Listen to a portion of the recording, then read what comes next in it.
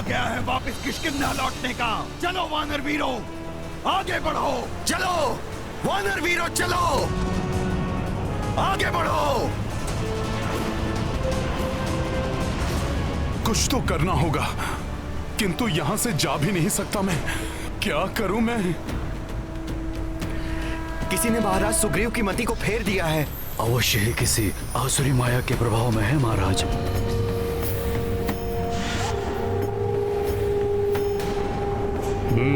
महाराज विभीषण शंकित होकर यहाँ वहां ढूंढ रहे हैं। शुक्र शीघ्र चुप जाओ।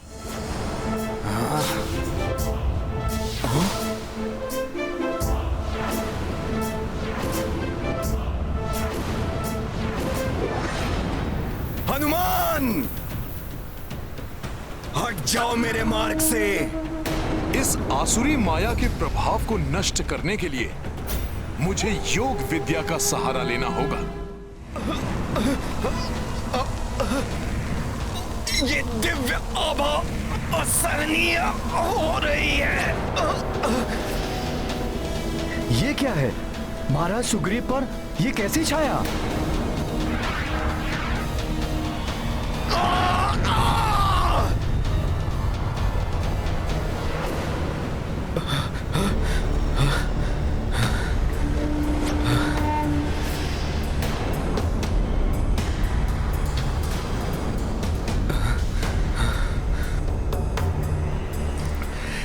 क्या हो गया था मुझे? इस दुष्ट वानर के तेज के समक्ष मेरा सम्मान प्रभाव कम हो गया है। प्रतीत हो रहा है जैसे महाराज सुग्रीव की तंद्रा टूट गई हो। कैसे हुआ ये? युवराज अंगद, जिस व्यक्ति के मूलाधार चक्र आदि सातों कुंडलियां जागृत हो जाती हैं, वो असीम तेज से संपन्न हो जाता है। उसके समक्ष कोई भी आसुरी शक्ति टिक नहीं पाती। प्रभु श्री राम से भेंट करने के उपरांत हनुमान के भी सातों चक्र जागृत हो गए थे।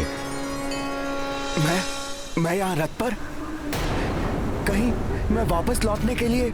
नहीं, अवश्य मेरे साथ कुछ हुआ है। ये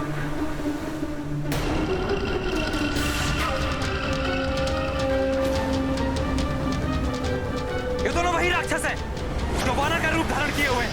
इन्हीं की आसुरी शक्तियों के कारण महाराज सुग्रीव आप सम्मोहित हुए थे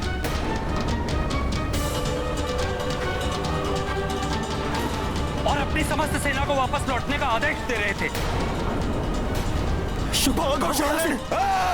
भागकर कहां जाओगे सखा?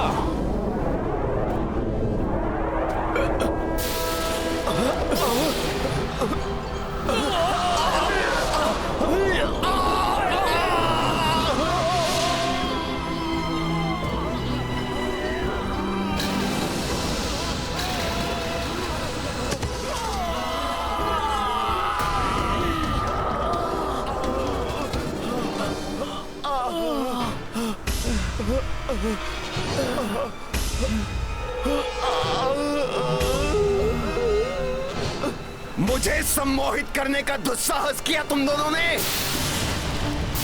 तुम हमारे वानर योद्धाओं में से नहीं हो। अपना वास्तविक रूप धारण करो।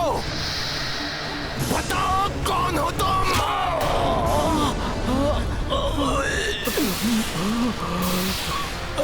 मेरे समक्ष तुम्हारी माया नहीं चलेगी।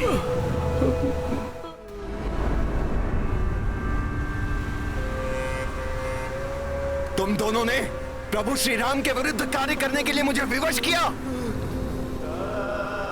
वे तो मेरे मित्र, मेरे भ्राता ही नहीं, मेरे भगवान हैं।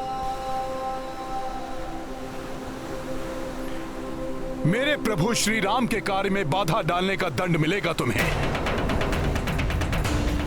ये दोनों लंकेश रावण के गुप्तचर हैं, शुक और चारण।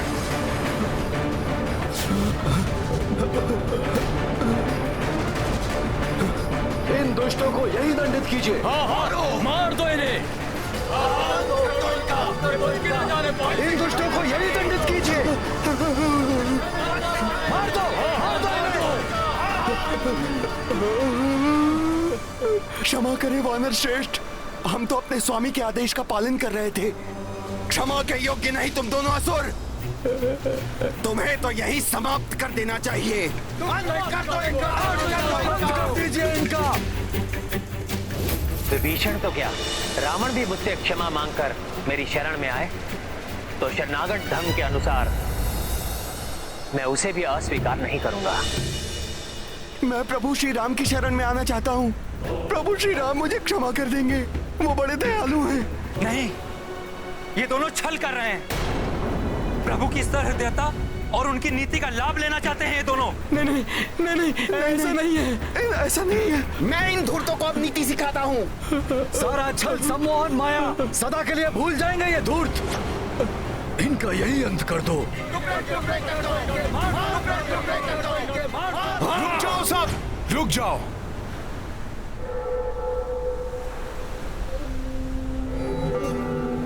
ये प्रभु श्री राम की शरण मांग रहे हैं। ऐसे में हम इनका वध करके प्रभु श्री राम की छवि धूमिल नहीं कर सकते। प्रभु इनके लिए जो निर्णय करेंगे वही मान्य होगा। हाँ, प्रभु की सहमति के बिना हम इन्हें कोई क्षति नहीं पहुंचा सकते।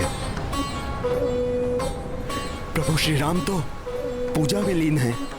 लक्ष्मण भैया, अब आप ही बताइए, इन दुष्टों के साथ क्या करना है? हनुमान जी उचित कह रहे हैं। जब भैया श्री राम की पूजा और ध्यान संपन्न हो जाएगा, समुद्र देव प्रसन्न होकर हमें लंका तक जाने का मार्ग दे देंगे, तब भैया श्री राम ही इन दोनों के भाग्य का निर्णय करेंगे। तब तक इन दोनों को कड़ी निगरानी में रखना होगा।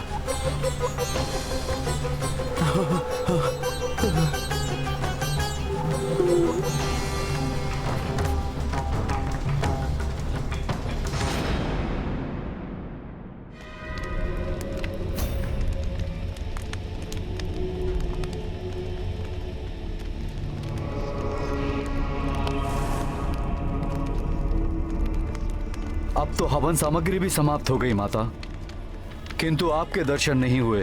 प्रसन्न हो जाइए माता निकुंभला, दर्शन दीजिए। मेरे पास जो कुछ है सब आपको समर्पित है।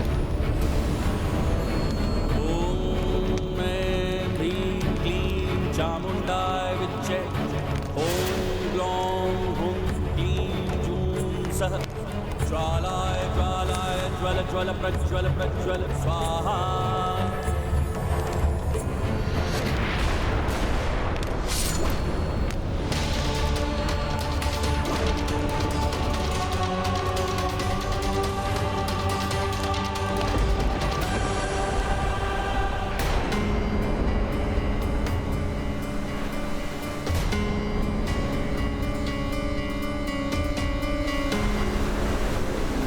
हनुमान जी, भैया श्री राम की पूजा अपने चरम पर पहुंच रही है,